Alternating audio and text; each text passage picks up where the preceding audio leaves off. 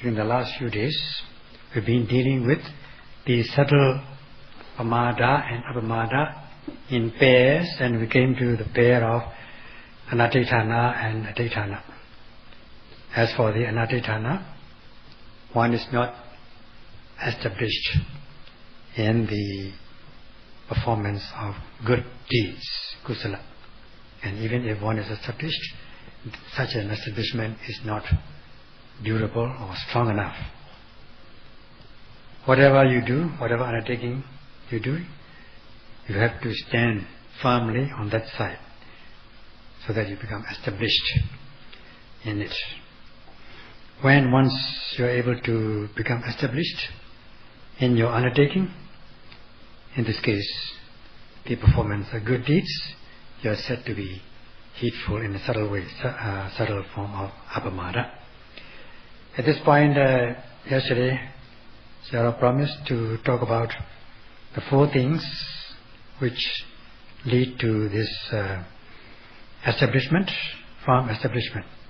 So today we shall deal with this subject, that is, these 4 things, both from the theoretical and practical aspects. If our mind is not controlled with mindfulness, then it is more likely that we will commit unskillful deeds, akusalas, more than kusala, skillful deeds. Therefore, firm establishment is very essential. And there are these causes for good deeds, that is aditana. There are the 4 things as given in the commentaries, which are helpful for the yogis. And if one is not established in the performance of good deeds, then one is bound to be shaken or affected by these unwholesome deeds. Therefore, it is necessary to be able to observe the rules. Our mind is peculiar in that when one is confronted with desirable object, one is bound to become attached. Greed will arise, one will wish to possess it. That is greed, lobha. It is quite sure. And as a corollary, when it comes to undesirable object, there will be dissatisfaction and ill will, disappointment and so on, which is dosa in essence. If one is not able to see the realities, that is the natural characteristics, or even if one sees, if it's not effective, about the obvious object noted, then one is bound to be deluded, will not possess clear mind, will feel dim, will not see things clearly. That is moha, delusion, which is associated with any unskillful states or consciousness. Sometimes it is associated with greed, at other times with anger or ill will. Sometimes without being attached or associated with greed or hatred, it can also arise on its own, so that one becomes deluded. So if one is overwhelmed by one of these unwholesome roots, greed, hatred, delusion, then one is bound to commit unskillful deeds, like traveling through a thorny area. You might tread on a thorn and be pierced with a thorn. Or when you're driving in unusually heavy traffic, it is more likely that you land into accidents, especially if you're not on the right track, or if you're not obeying the rules such as the traffic rules, or driving over speed, beyond the speed limit, not obeying the traffic lights, then you're bound to land into accidents, harming yourself, not only harming yourself, but harming others. So only when you perform with great care will you be free from accidents and reach the desired destination. Now one's mind, if one practices self-control, then one can become firmly established, and walking along the Dhamma path, one is bound to reach the land of peace. As to the first point, try to put a limit on your mind, that whatever object you may see or experience, I will only be able to possess pure mind, skillful mind, kusala deed. In this way one should have a predetermination beforehand that only kusala should arise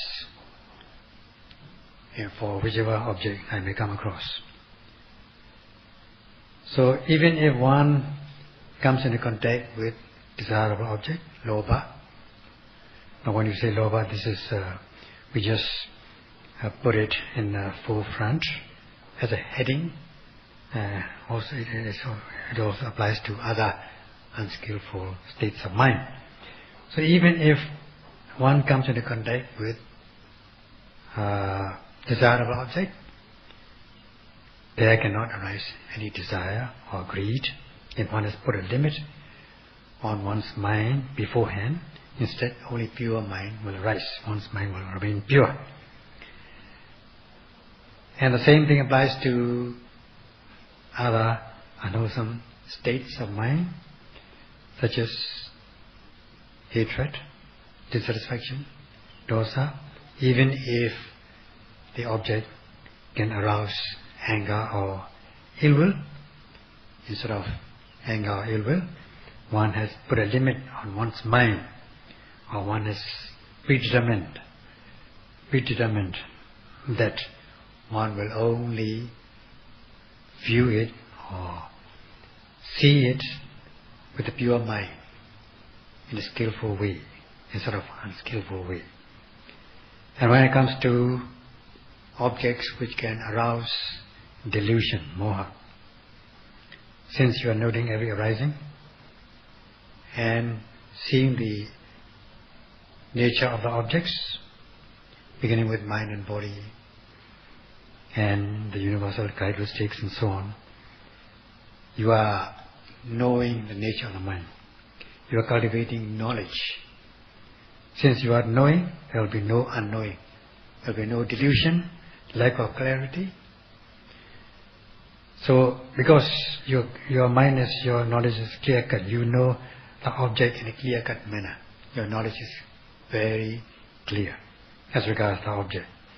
So there cannot be any delusion. Whatever object you come into contact, you are determined that there will be only kusala mind arising instead of akusala mind. In this way one is limiting one's mind, and such is the Patisankana Bala, reflective power of reflective knowledge. And if one is limiting one's mind with mindfulness practice,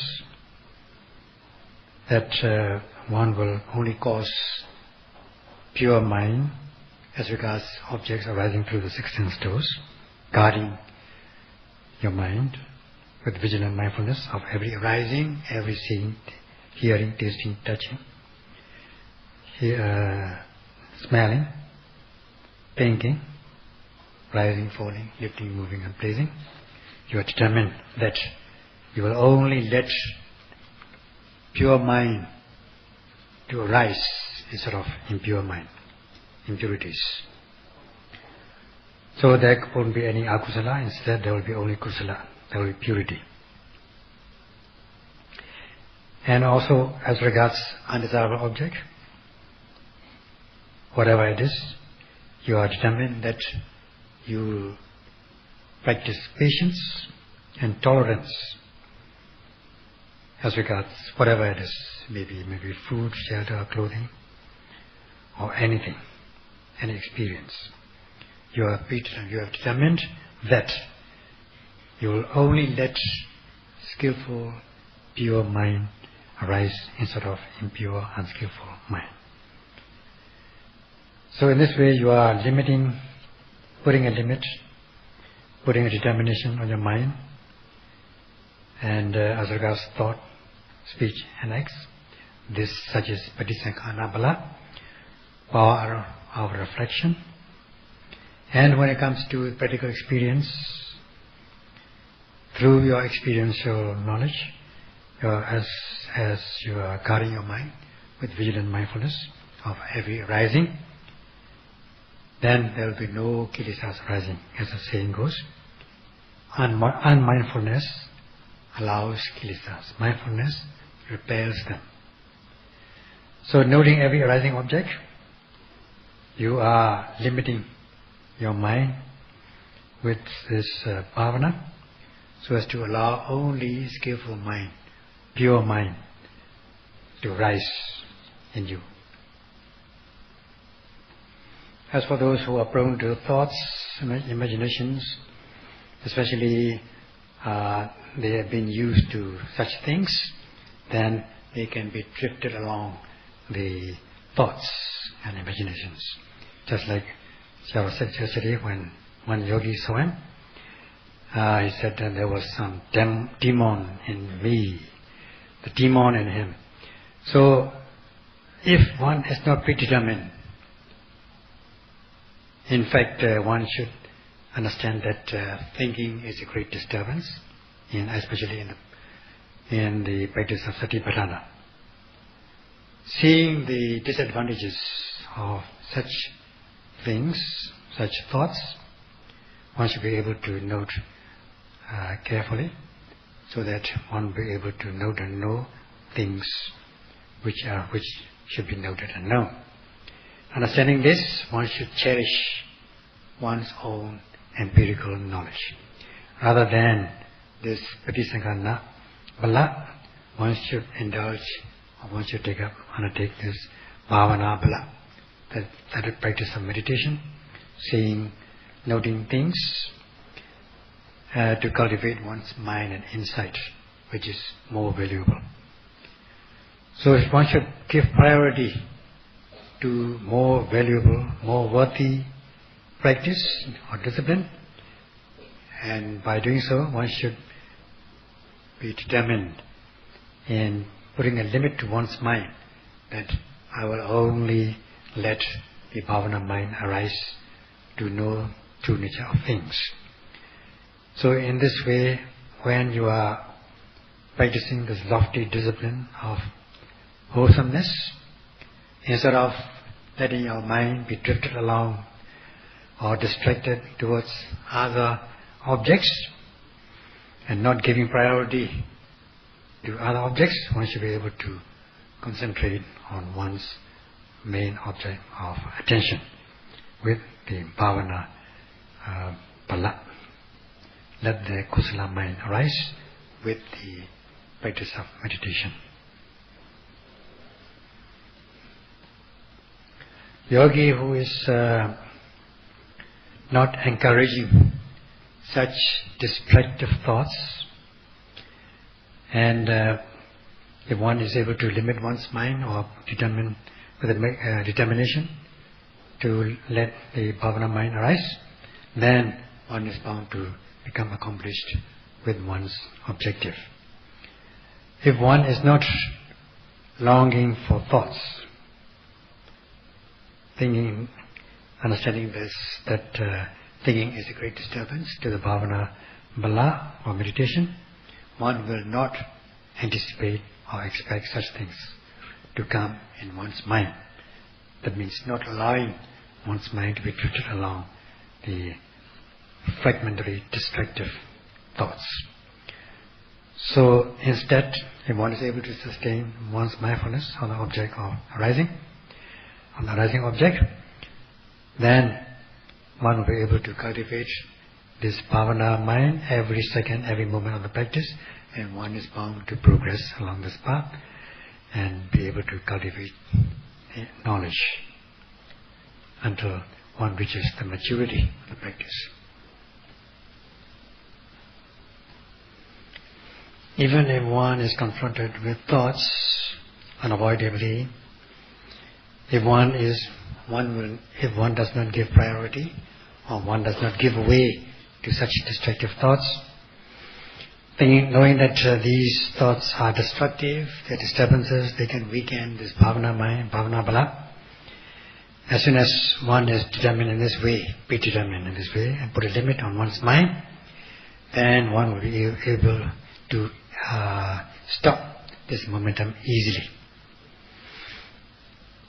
Then, as soon as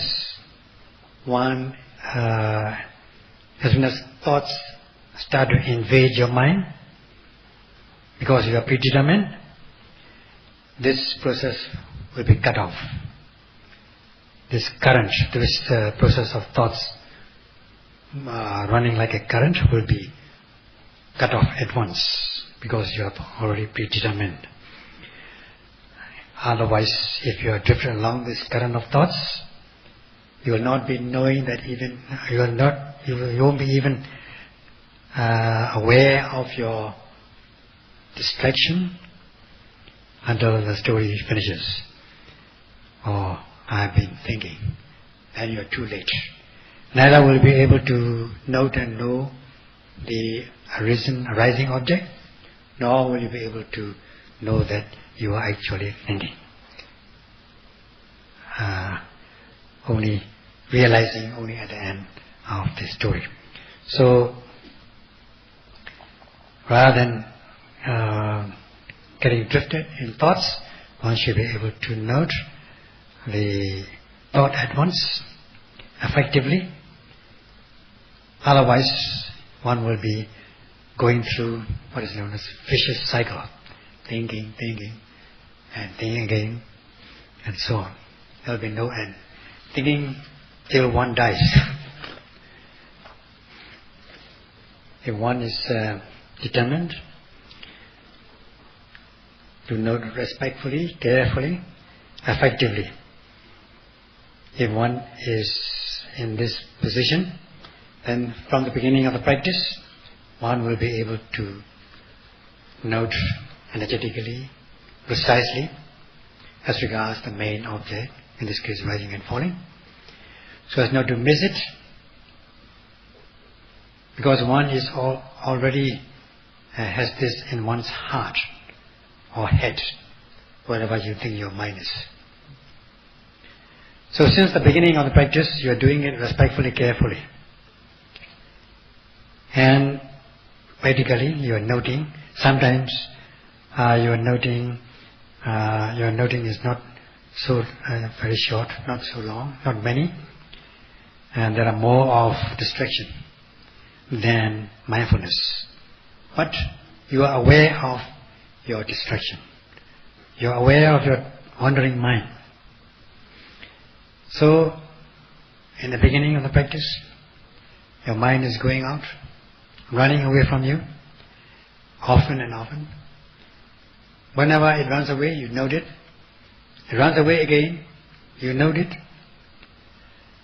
Because you are determined to stay with the main object and none other.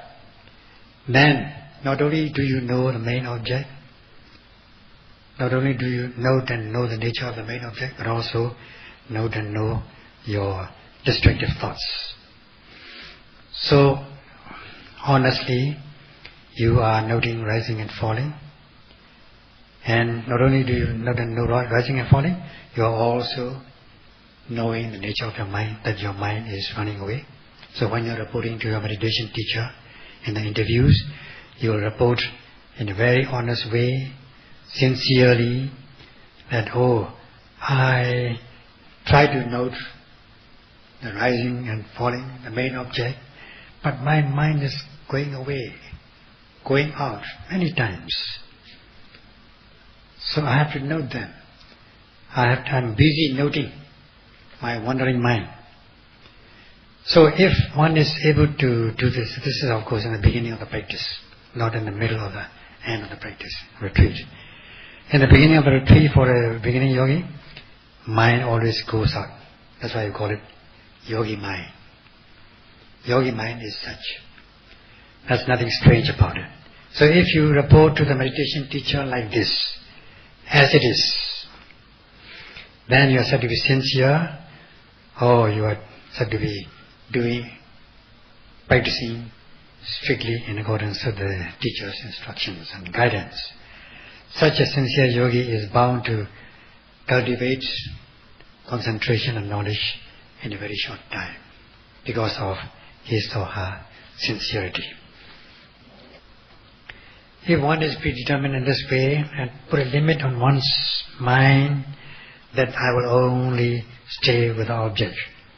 So when it comes to these objects, or sometimes you are indulging in thoughts, whenever that there is this occasion for thoughts, you know that they are time consuming, they are not pure, they are not impure, so you know that you will not be allowing these destructive thoughts to arise. Instead, you will only stay with the main object of attention. Yo kama solution kudu ne saluda jansi me tege kulo athong nire kamyo ma sekudida jansi mo ri phit si be ne amat de ji phit si me so de. If one is determined in ordinary times that one will only give way to wholesome thoughts, and when one is taking up this practice, one will only allow pure mind to arise by noting every arising object. Then, if one is determined in this way, both for ordinary activities and in the practice of Satipatthana, mostly one's mind will be inclined towards wholesomeness or purity. For instance, at ordinary times, there's an occasion to do some dana offering, good deed of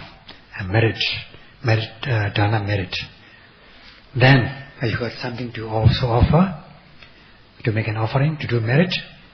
Then you will have this kusala mind because you are predetermined that you will allow only skillful deeds to rise. So you will be able to offer the gift of the things as dana kusala. That is for ordinary times, ordinary moments. But when it comes to the practice, you don't need to have thoughts about this. There's no time for thoughts because you are predetermined to note the arising object as soon as it arises without thinking. Then you'll be able to do it precisely, energetically, and in a very concise and determined manner. Even if ordinary times that one comes into contact with undesirable objects that can arouse anger or dissatisfaction, you are only determined that I will practice patience or tolerance. I will be the one who practices tolerance. I will be tolerant towards others instead of others being tolerant towards me. So in this way, if you are predetermined, you'll be able to practice patience because you are giving priority to purity, kusala deeds.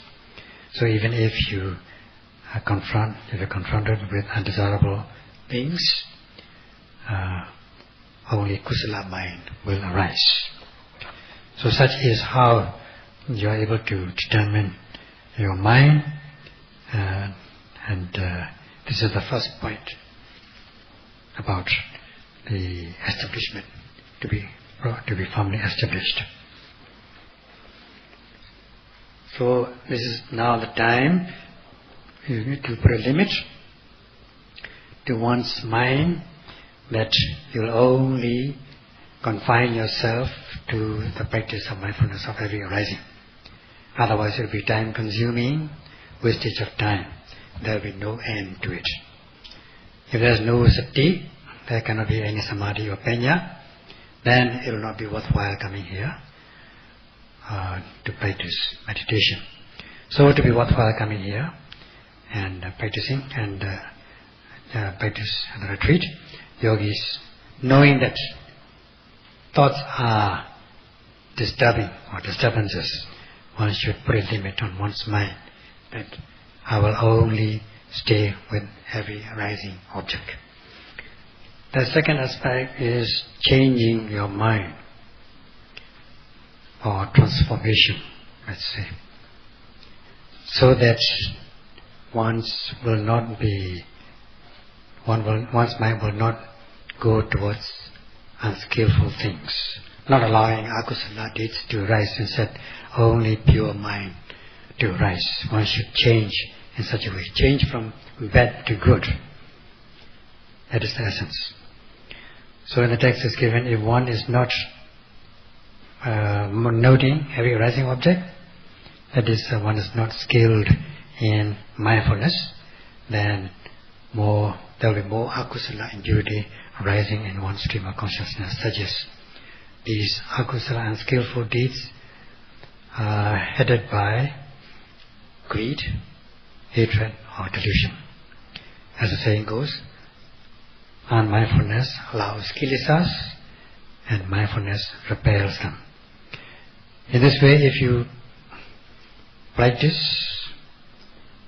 if you are not able to aim correctly, taking an aim correctly, rightly, even if you aim, your aiming is not concurrent, and also your energy is low.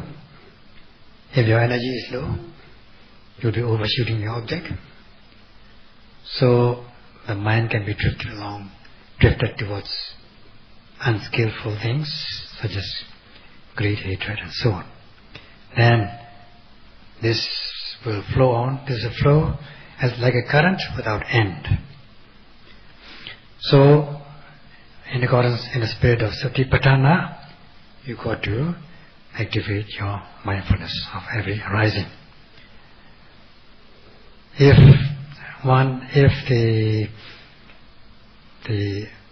all the unwholesome thoughts are arising and not be able to cut off, but since your mind is determined to change your mind from akusala to kusala, let kusala arise instead of akusala. Then you can transform, you can change your mind from this impurity towards purity.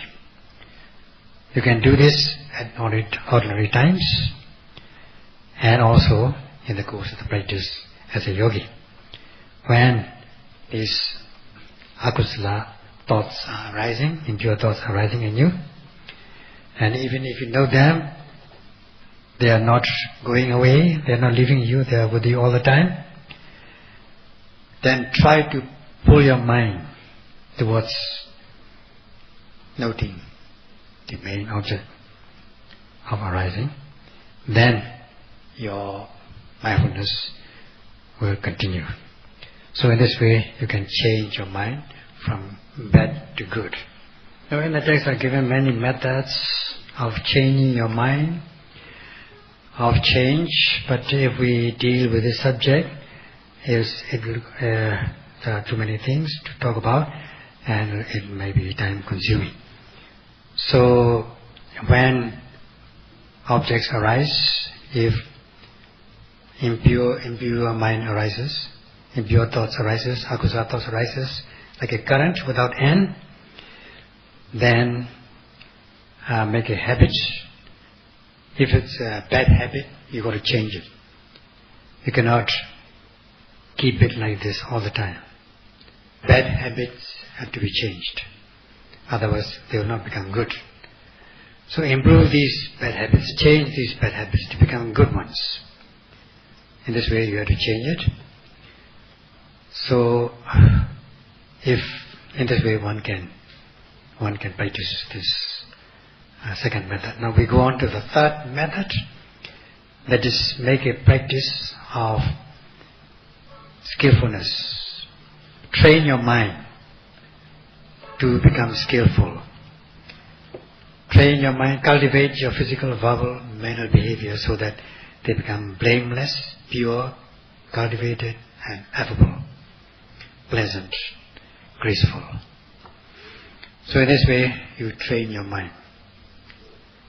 You make it a practice to train your mind so that your training will continue, previous training will continue with succeeding training. Like the flow boats. Look at these flow boats on which you are sitting. Because there are no gaps, no dust can enter. Because they are closely placed, closely constructed. Hence, it doesn't allow any dust to enter these flow boats. So do with the training. If you train, make it a habit, and train your mind, then it will not allow any impurities to arise in the stream of consciousness. Only there will be kusala, wholesome things, skillful things to arise. And in the arena of this practice, you note every arising, every seeing, hearing, tasting, touching, rising, falling, lifting, moving, and placing. Train yourself. The more you train like this, the more you become energized, and with the fulfillment of energy, you will be able to repel impurities, negative emotions. And if you are able to cultivate insights and knowledge reaches maturity, then you will come to possess stamina. In this way, you train to purify your mind and let the knowledge arise continuously. And let train your mind continuously in order to cultivate your mind and insight. In this way, you are cultivating this samadhi khanda, that is concentration group, which is composed of virya, sati, samadhi, and they become energized. And as much as you are able to note concurrently, as the noting mind notes the object concurrently, you are bound to see the natural characteristics progressing along the stages of insight. And when your mind also will become energized, there will be you will be able to possess mental powers, and as regards knowledge, panya, you will be able to come into possession of bhavana bala, the power of meditation. So, especially even in the beginning of the insight knowledge, vipassana jnana, you will be overcome by these unwholesome roots, such as greed about desirable objects, anger, dissatisfaction, disappointment about undesirable objects,